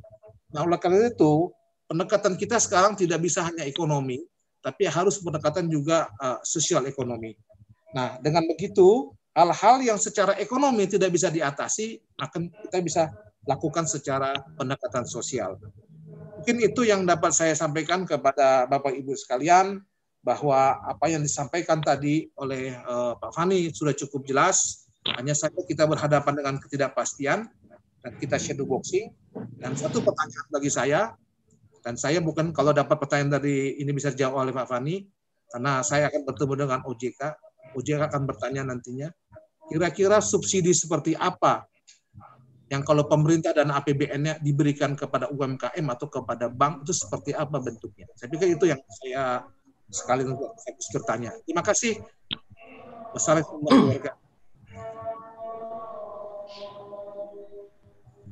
Baik, terima kasih Bu Rini. Saya bisa langsung memberikan komentar. Ya, silakan. Terima kasih Pak Nadrat. Ya, luar biasa gitu ya, luar biasa. Jadi ini ada sesuatu yang berbeda. Saya awali dari yang statement menjelang akhir tadi. Menurut Bapak itu sebetulnya lontaran pertanyaan saya di awal, apakah iya perbankan syariah akan tahan krisis gitu ya.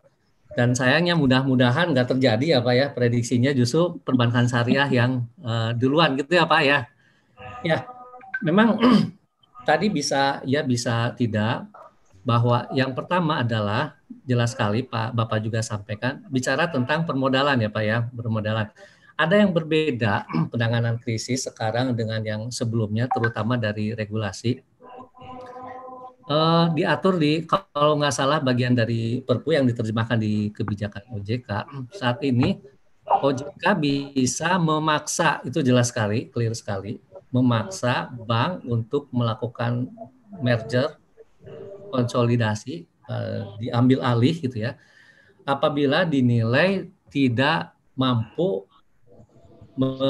mengantisipasi atau menghadapi dampak dari COVID-19 ini.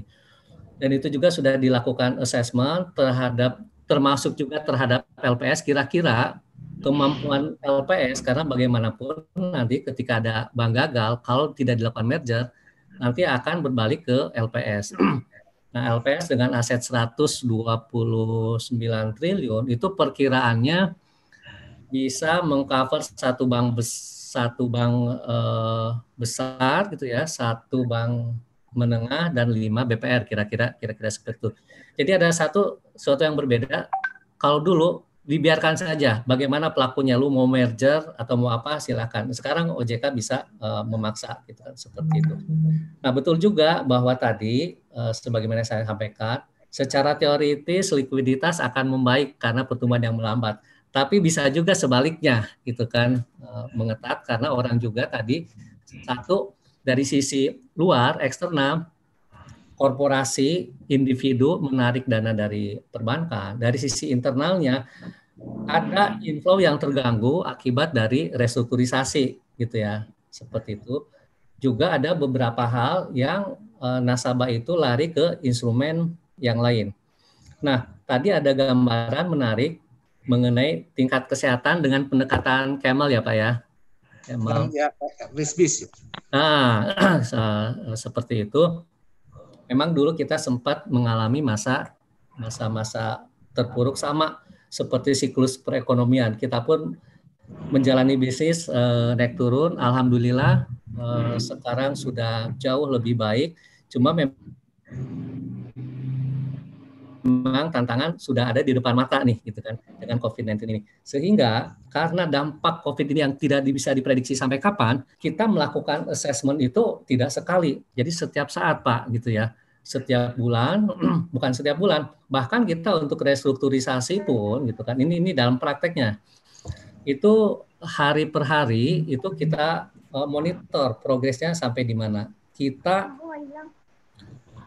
tawarkan. Yang menariknya, saya nggak tahu ke depan seperti apa.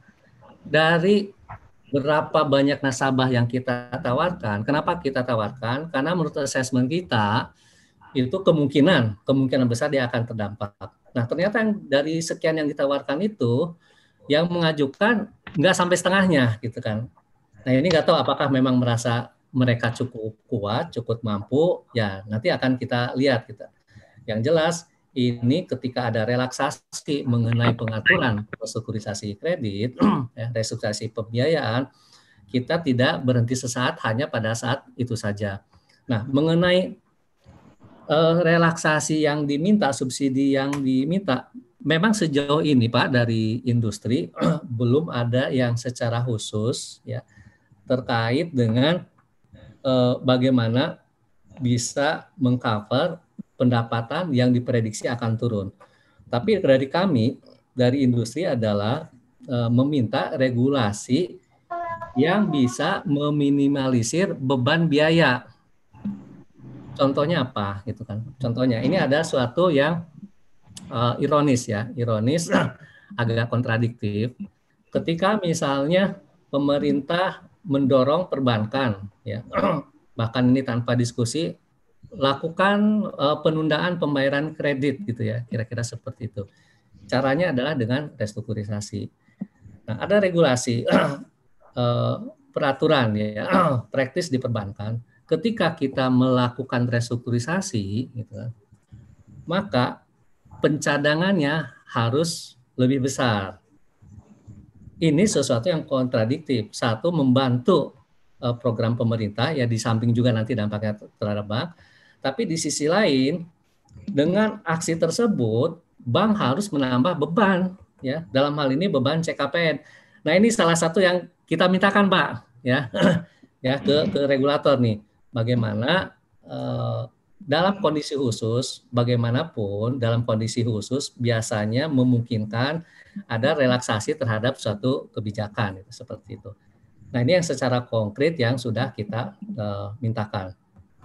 Nah, kemudian sebagai gambaran tadi balik lagi ke awal bahwa bisa jadi perbankan syariah yang terkena duluan justru gitu kan, sehingga kesan bank syariah yang paling tahan krisis itu udah nggak ada lagi.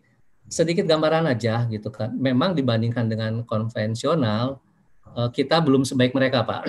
Nah, hanya indikator perbaikan itu sebelum dampak COVID-19 itu sudah terlihat. Contoh, tadi BOPO itu di 2016 di industri itu 93% untuk industri, bukan untuk BSM, 93%. Ya. Di 2019 itu sudah turun menjadi 81%. Ya.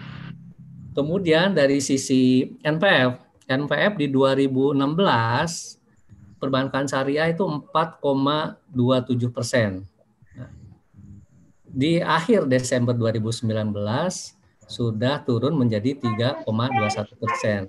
Ya, di saat kita sedang membaik, ya, ini ada tantangan baru nih, gitu kan? Ada tantangan baru yang memang saya rasa ini tidak bisa diselesaikan sendiri oleh perbankan, oleh pelaku industri.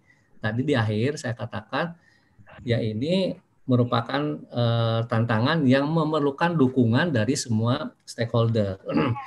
Nah, tadi juga di akhir itu saya sampaikan persis kira-kira yang menjadi mention Bapak, bagaimana kita bisa menjalin komunikasi dengan baik dengan seluruh stakeholder. Contoh saja misalnya, kita dikejutkan dengan statement dari pemerintah yang tiba-tiba menetapkan semua kredit itu dilakukan penundaan gitu kan. Nah, kita masyarakat nggak salah ketika datang beramai-ramai gitu kan, langsung menuntut, saya nggak akan bayar loh. Kalau misalnya bank tetap nagih, itu berarti menentang peraturan pemerintah gitu kan Pak, kira-kira seperti itu. Nah, itu cukup kaget, meskipun pada akhirnya itu kan diluruskan, itu dikembalikan lagi kepada kebijakan masing-masing bank gitu kan. Prinsipnya kita tetap harus membantu mereka Pak, karena ini akan berdampak kepada kinerja bank seperti itu. Nah, sampai saat ini baru yang sifatnya bagaimana bisa meminimalisir biaya Pak yang kita ajukan, policy-policy yang seperti itu. Kalau untuk likuiditas kemarin ada pelonggaran likuiditas dengan penurunan kewajiban GWM, rasio intermediasi, itu ada tambahan likuiditas terhadap perbankan kira-kira 171 triliun gitu ya. Nah, mudah-mudahan ini cukup memadai, tapi sekali lagi gitu kan, kita selalu siapkan skenario yang terburuk. Tadi bahwa sekarang sudah tidak ada lagi skenario yang ringan, yang ada adalah berat dan sangat berat. Kemudian tadi juga disinggung mengenai PR ya Pak ya. Ini kaitannya bagaimana kita menjaga keseimbangan agar deposan happy, tapi kita juga tetap happy. Memang sih dalam prakteknya ya, secara fatwa sudah dimungkinkan, dalam prakteknya kita belum melaksanakan Pak PR ini, karena ternyata tidak mudah juga. Ada dua sisi di sini, gitu kan. Terutama di sisi nasabahnya, belum tentu mereka bisa memahami, bisa mengerti, apalagi misalnya ketika tahu oh ada sebagian gitu kan yang harusnya didistribusikan ditahan dulu. Nah, ini sebetulnya efeknya terhadap para deposan jangka pendek, ya, yang jangka pendek terutama, karena mereka tidak akan menikmati yang sebetulnya sudah menjadi haknya di awal seperti itu. Jadi karena ini belum dipraktekkan, apa yang dilakukan saat ini memang bank lebih banyak tanda kutip berkorban. Jadi menyisihkan keuntungan yang menjadi bagian bank kita berikan untuk deposan. Paling tidak itu praktek yang dilakukan di BSM seperti itu. Cuma memang setahu saya konsep PR ini belum berjalan karena teknisnya seperti apa juga belum ada. Ini sempat berubah-ubah kan Pak? Mungkin Bapak lebih tahu bagaimana cadangan itu dibentuk dari yang tadinya setelah bagi hasil, kemudian berubah menjadi sebelum dibagi hasil kan. Nah ini kan yang problem buat para deposan. Ya. Mungkin itu Pak Nadrat barangkali tidak semua terjawab, tapi insya Allah dalam kesempatan lain saya mungkin akan sampaikan lebih luas lagi Pak. Mudah-mudahan seperti itu. Ya, terima kasih Pak. Ya, makasih.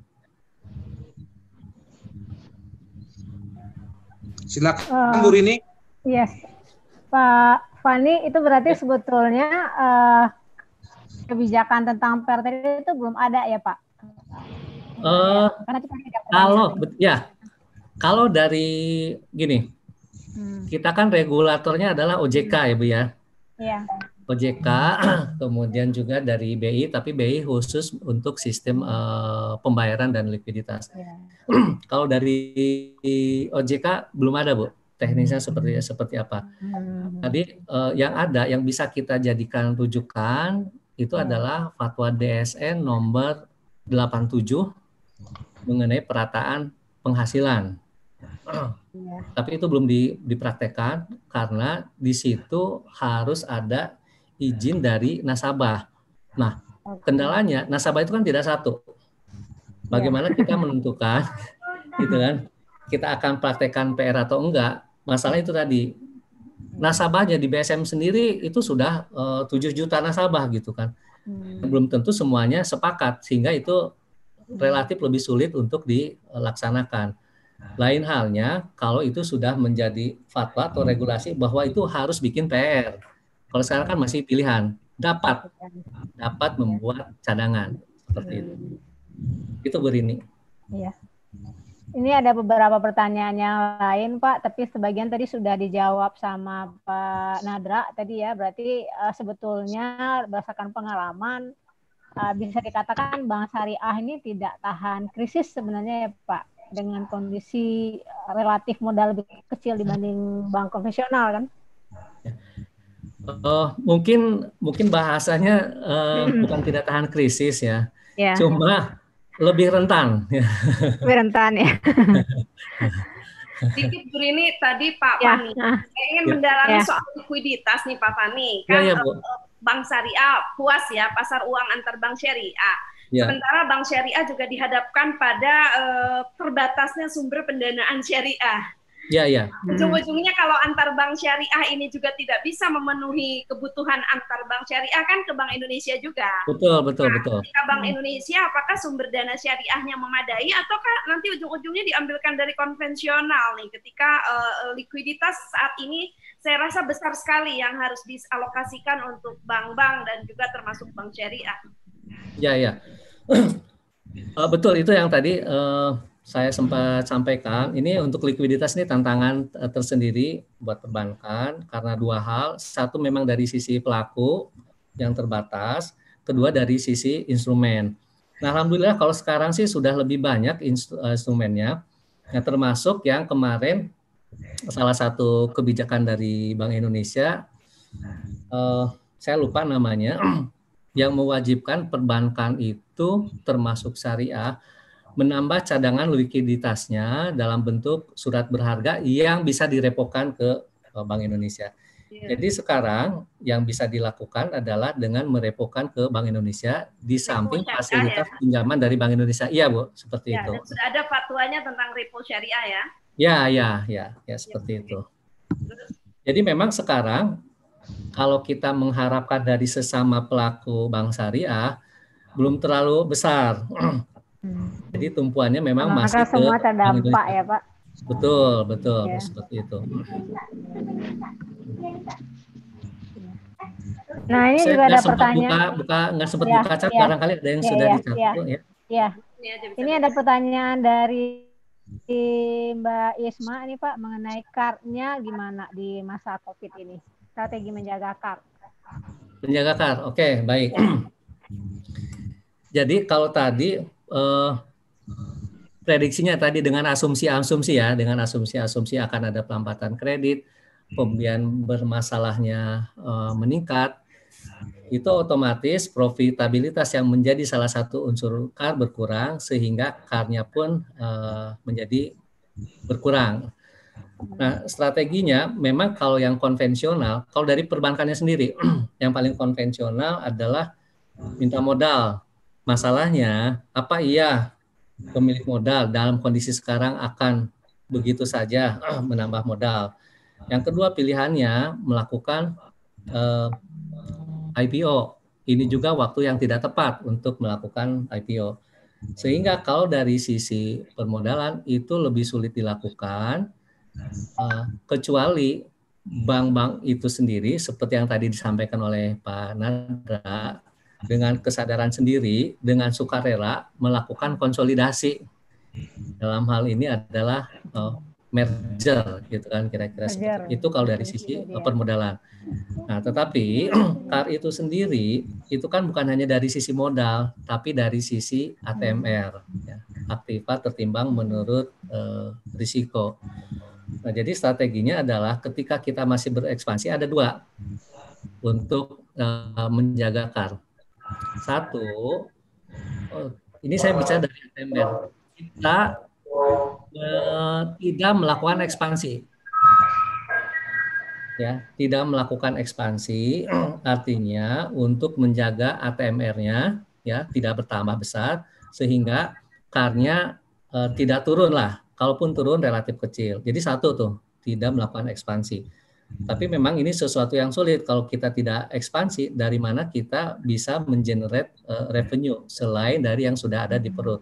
Yang ada di perut sendiri ada tantangan dengan aksi restrukturisasi sudah semakin berkurang. Ya, itu satu. Yang kedua,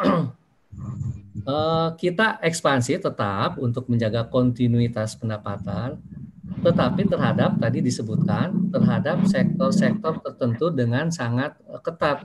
Misalnya, gitu kan? Misalnya itu terhadap nasabah konsumer yang memang berbasis payroll yang bisa kita amankan, gitu. Kira-kira seperti itu. Ini cara konvensional ketika kita bicara mengenerate dari ekspansi pembiayaan.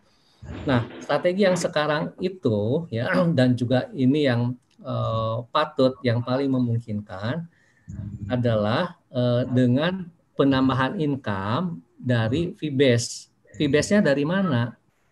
Dengan COVID-19 ini, maka perbankan didorong untuk meningkatkan, ya, mempercepat transformasi layanan digital, Bu. Jadi dari situ yang bisa kita lakukan, gitu kan. Nah, seperti yang dilakukan BSM, kita pun sudah mendorong ya nasabah untuk bertransaksi digital ini hampir tiap hari, gitu kan. Kita sosialisasikan. Selain dari memang untuk meminimalisir risiko operasional, untuk mengurangi interaksi nasabah datang ke cabang, gitu kan. Nah, kita juga dapat sisi lain ya dari transaksi digital ini. Jadi ini sudah menjadi pilihan dan rasanya ini menjadi keniscayaan, gitu kan. Ini momennya tepat sekali untuk bertransformasi, mengakselerasi layanan digital. Seperti itu. Nah, memang dari situ yang untuk meningkatkan atau minimal menjaga KAR kita, di samping tentunya menjaga kualitas pembiayaannya agar tidak terkena beban pencadangan tambahan. Ya. Ke Pak Nadra, tadi juga ada pertanyaan bagaimana strategi UMKM ini menghadapi dampak dari COVID ini, Pak. Ya, yang menjadi persoalan dari UMKM sekarang ini kan soal berproduksi kan tidak ada yang membeli kan. Nah, kalau mau membeli itu dicarilah sektor apa yang bisa merubah shift ke bidang lain kan tidak mudah bagi UMKM tertentu. Ya. Jadi memang UMKM sekarang kan UMKM kita ini boleh katakan lebih banyak sektor informal, ya. Bukan sektor formal, ya, yang memang tenaga profesionalnya bisa dengan mudah beradaptasi. Ya. Jadi mereka lebih banyak ya sulit untuk berpindah secara cepat sesuai dengan pasar. Nah, dan juga kita tahu UMKM kita tuh kan tidak menggunakan teknologi, masih sekedar adanya. Nah, oleh karena itu dengan sekarang fintech ini dan perkembangan teknologi online, banyak UMKM tidak bisa menyelesaikan diri untuk ke arah itu. Nah, itu juga dengan tadi Bank Syariah sekarang mengembangkan fintechnya. Nah, itu kan juga investasinya nggak murah gitu kan, mahal yang ini memang kesulitan di Bank Syariah adalah tidak mempunyai sistem teknologi yang canggih gitu ya, sehingga nggak menjangkau tadi yang disebut oleh Pak Fani ya. Jadi berharap dengan cabang-cabang yang ada juga terbatas. Nah, oleh karena itu menurut hemat saya memang yang sekarang kita harus kembangkan dan bank juga bisa membantu bekerja sama dengan BAS dan lain, yang social fund itu kita kembangkan untuk UMKM, dan bisnisnya adalah bisnis community, tidak lagi bisnis di pasar seperti pasar becek begitu. Jadi dia harus memilih komunitas gitu ya. Itu yang bukan bisa UMKM bisa bertahan gitu. Tapi kalau dia masih berpikir mindsetnya seperti kemarin dia melakukan bisnis, sekarang dia harus seperti itu, ya dia akan gulung tikar. Maka penyesuaian harus dilakukan.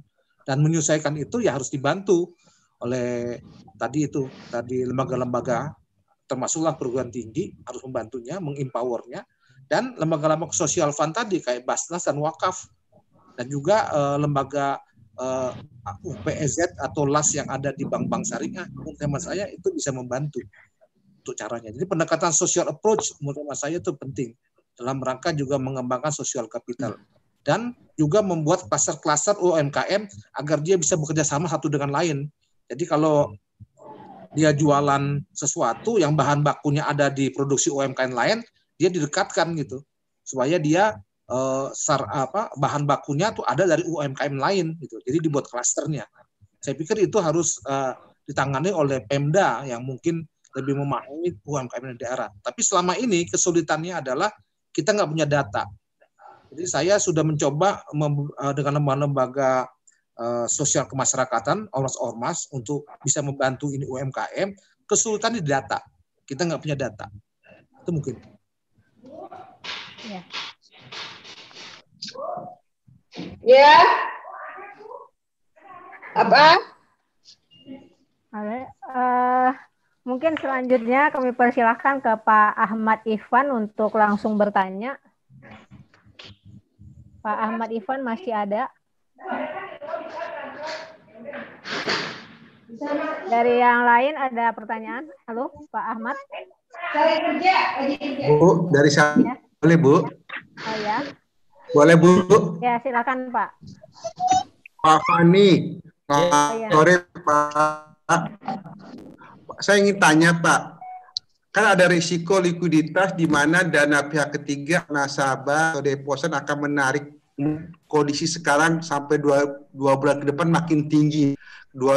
Perhitungan saya 2 bulan ke depan orang tabung akan menarik uang cukup banyak. Apa langkah yang akan dilakukan oleh BSM agar penarikan itu semakin berkurang, tidak cepat gitu loh? Apakah ada insentif khusus sehingga orang tetap mau menahan, kalau ditarik pun jangan banyak gitu loh. Karena melihat kondisi mereka, pendapatan mereka juga berkurang, pasti mereka akan narik tabungan. Kemudian juga mereka ada prinsip cash lebih baik.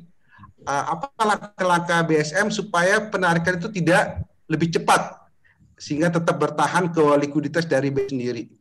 Terus kedua, dari selama ini pembiayaan Pak dari 4-5 akad tadi yang paling banyak di aspek murabahah, mudarabah atau musyarakah. Aspek mudarabah yang paling banyak risikonya itu makin tinggi. Apa yang Bapak dapat pelajari dari kasus ini untuk ke depan hari dalam memberi pembiayaan kepada nasabah, kepada orang-orang yang memerlukan dana ke BSM? Sekian Pak pertanyaan dari saya. Baik, terima kasih Pak Isman. Langsung saja. Jadi yang pertama ya mengenai antisipasi terhadap penarikan dana ya Pak ya. Penarikan dana. Ini mungkin case-nya udah langsung spesifik ke BSM ya. Karena kalau bicara industri kita nggak tahu di masing-masing banknya seperti apa. Nah, yang jelas tadi konsep PR itu ya Pak ya, yang coba kita adopsi dengan bentuk yang lain, dan itu yang kita lakukan.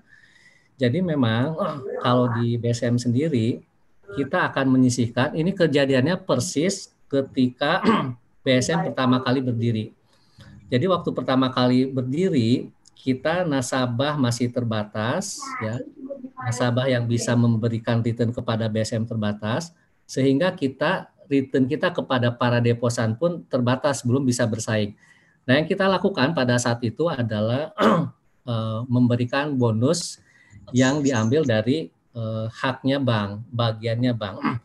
Nah, kondisi sekarang itu juga menjadi salah satu opsi, ya. Meskipun alhamdulillah kalau untuk cash BSM mungkin Pak Isman bisa lihat, ya, bisa akses kalau ke OJK atau di laporan keuangan publikasi. Untuk likuiditas insya Allah kita saat ini, paling tidak saat ini sangat berlebih. Ini bisa ditunjukkan dari FDR kita yang memang masih di bawah 80%. Cuma ada efek negatifnya seperti yang disampaikan Pak Nadrat, gitu kan.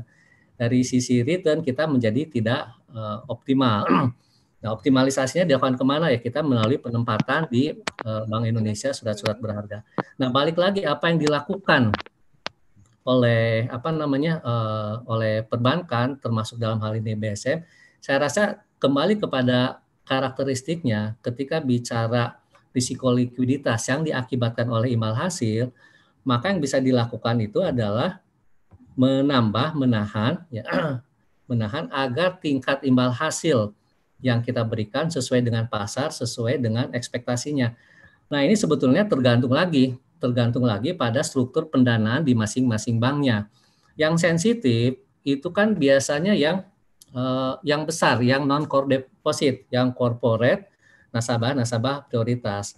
Kalau yang retail itu relatif tidak terpengaruh, dan ini bisa dilihat dari core balance kita, ya. Core balance kita itu di atas 95%, artinya cenderung stabil.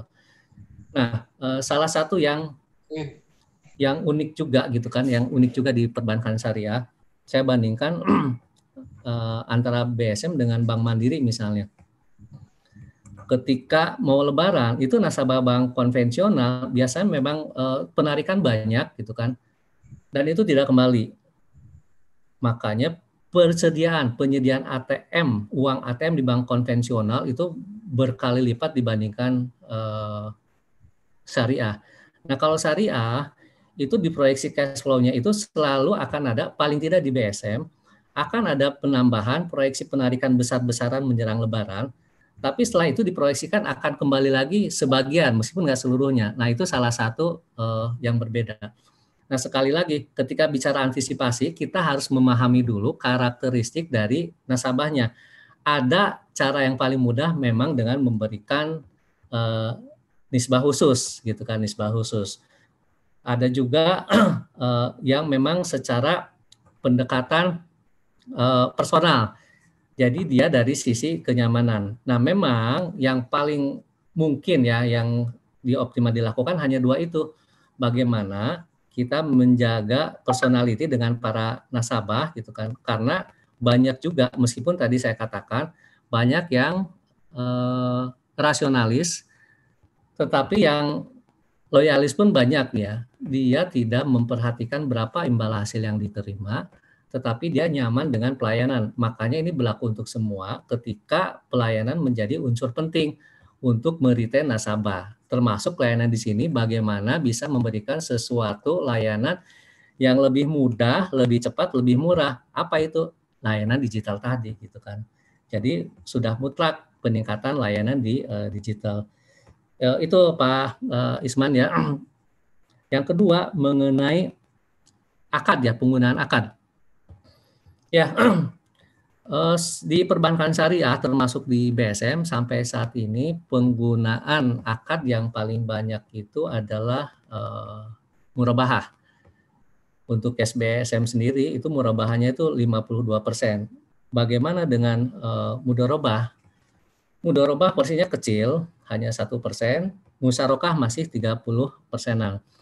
Ini juga menjadi sebuah ironi ketika bicara penggunaan akad. Karena dalam bayangan masyarakat awam, masyarakat banyak mungkin, ketika bicara bank syariah adalah bagi hasil gitu kan, sepakat gitu kan, maka pembiayaan pun harus berbagi hasil. Tapi ternyata bukan hanya di Indonesia, di seluruh dunia pun yang terbesar itu pembiayaannya adalah di murabahah. Bukan berarti tidak syariah gitu kan. Ini kan disesuaikan dengan strukturnya sendiri gitu kan. Murabahah yaitu bagian dari produknya syariah. Nah, terus bagaimana? Kenapa musyarakah ini kok porsinya nggak banyak, nggak sampai 50%? Di sini ada dua gitu kan. Ada dua tantangannya gitu kan. Pertama dari sisi perbankan itu sendiri, yang kedua dari nasabah gitu kan. Nasabahnya sendiri. Satu, secara karakteristik dari sisi bank, pembiayaan berbasis bagi hasil risikonya relatif lebih tinggi. Risikonya relatif lebih tinggi. Padahal kita maunya bermain atau berbisnis yang risikonya bisa kita manage ya. Syukur-syukur bisa dapat risiko yang rendah. Dari sisi perbankan juga, itu satu dari sisi implementasinya. Dari sisi regulasinya, itu pun tidak mendukung. Apa contohnya tidak mendukung? Ternyata ketika kita membiayai nasabah dengan akad bagi hasil, apakah itu musyarakah dan mudharabah, itu peraturan mengenai kualitas asetnya itu jauh lebih ketat, bahkan bisa merugikan nasabah gitu kan. Kadang-kadang nyerempet kita dibawa lagi ke konvensional. Karena di situ penetapan kualitas aset dikaitkan dengan jumlah nominal, bukan nisbah. Dikaitkan dengan jumlah nominal. Kita harus membuat proyeksi, ini sisi teknisnya nih, sisi teknisnya. Jadi ketika kita berakad, berjalan, kita harus bisa memproyeksikan bulan depan atau 3 bulan lagi nasabah harus berbagi hasil berapa rupiah gitu ya. Kalau katakanlah kita awalnya proyeksikan 100 ya, tapi karena pendapatan turun, otomatis kalau mengacu pada nisbah yang dibagi hasilkan ke bank juga akan turun.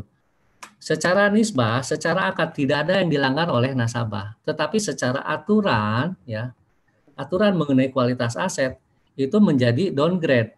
Ketika downgrade, bank harus membuat pencadangan. Ini yang mengakibatkan bank juga berpikir. Ketika harus berpikirnya artinya lebih panjang lagi, lebih ketat lagi ketika akan bermusyarakah atau bermudharabah. Kedua, dari sisi nasabahnya sendiri, kita pernah punya praktek. Ya, karena ini bagi hasil, adalah sesuatu yang wajar ketika bank menempatkan orangnya untuk ikut di bisnis, ya bahasa ininya mandorinnya lah, ngawasinnya. Nah di sini ada resistensi dari nasabah gitu kan, seolah-olah ada intervensi dari pihak lain. Nah sehingga nasabah pun lebih memilih kalau bisa jangan pakai model yang seperti ini deh. Setiap bulan harus diverifikasi gitu kan, yang menjadi objek bagi hasilnya apakah sesuai, apakah sudah benar atau tidak. Nah kira-kira seperti itu.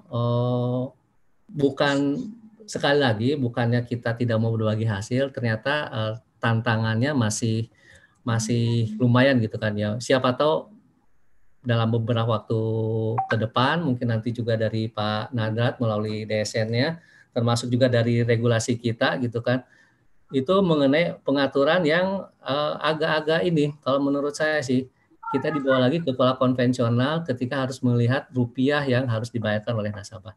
Itu Pak Isman.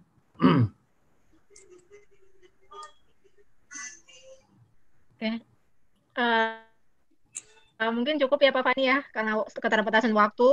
Ada beberapa yang bisa kami simpulkan. Tadi sebetulnya banyak banget kesimpulannya nih Pak. Yang pertama ya.